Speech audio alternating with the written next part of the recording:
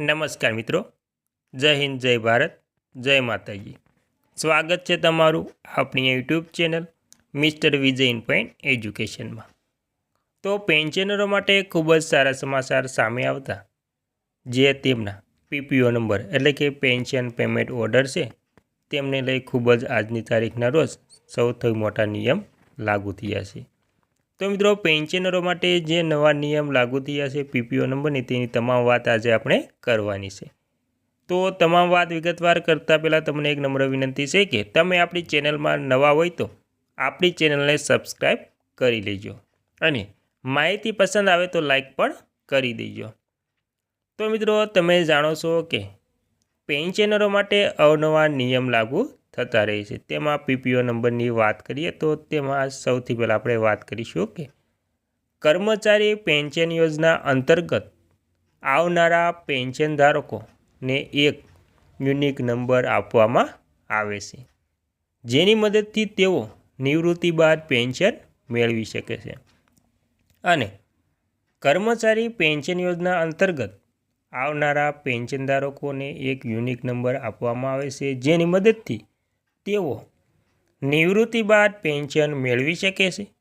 આ નંબરને pension payment order એટલે કે પીપીઓ નંબર કહેવામાં આવે છે। કોઈપણ કંપનીમાં નિવૃત્ત થનારા વ્યક્તિને એમ્પ્લોય પ્રોવિડન્ટ ફંડ ઓર્ગેનાઇઝેશન એટલે કે ઈપીએફઓ દ્વારા પીપીઓ નંબર આપવામાં આવે છે।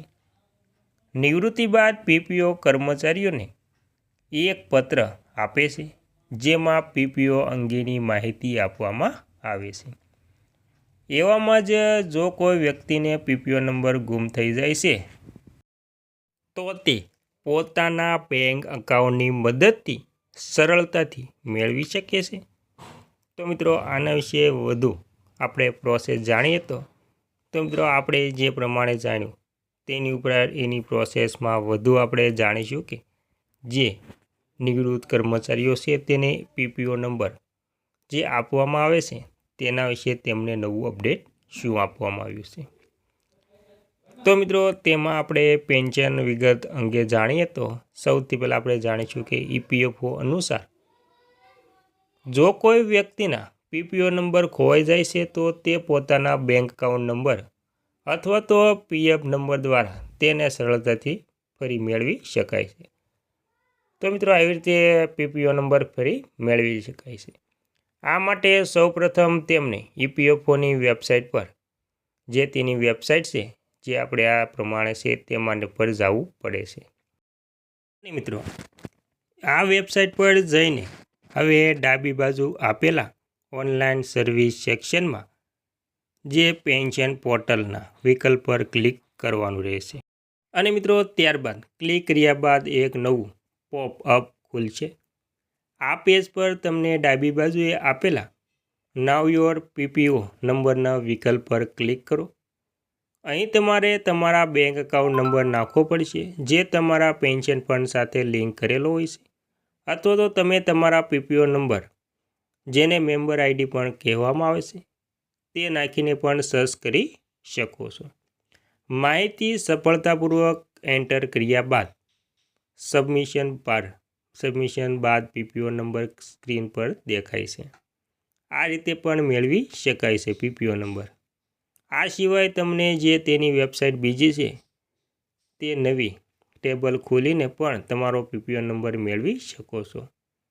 પીપીઓ નંબર સંબંધિત માહિતી મેળવવા માટે આપણે ઈપીએફઓની અલગ વેબસાઇટ છે। અહીં તમે જન્મ તારીખ, પ્રમાણપત્ર, પીપીઓ નંબર, પેમેન્ટ સંબંધિત જાણકારી અને પોતાના પેન્શન સ્ટેટસ વિશે પણ જાણી શકો છો।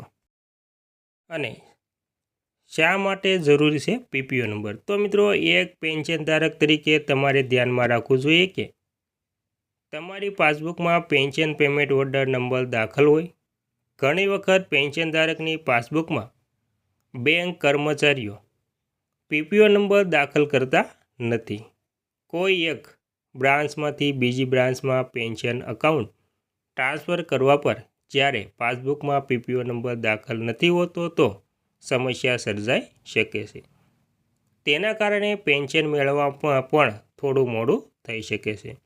આ માટે આપણે પીપીઓ નંબરની ખાસ જરૂર પડે છે, કેમ કે આગળ આપણે વાત કરી તે પ્રમાણે તમારું પેન્શન આ બેંકમાંથી બીજી બેંકમાં જે ટ્રાન્સફર કરવું હોય ને તો આ પીપીઓ નંબરની જરૂર પડે છે. આ સિવાય પેન્શન અંગે કોઈ ફરિયાદ દાખલ કરવામાં પણ જે ફરિયાદ દાખલ કરી હોય તો પણ તમારે પીપીઓ નંબર આપવો જરૂરી બને છે. ઓનલાઈન પેન્શન સ્ટેટસ જાણવા માટે પણ પીપીઓ નંબરની જરૂર પડે છે.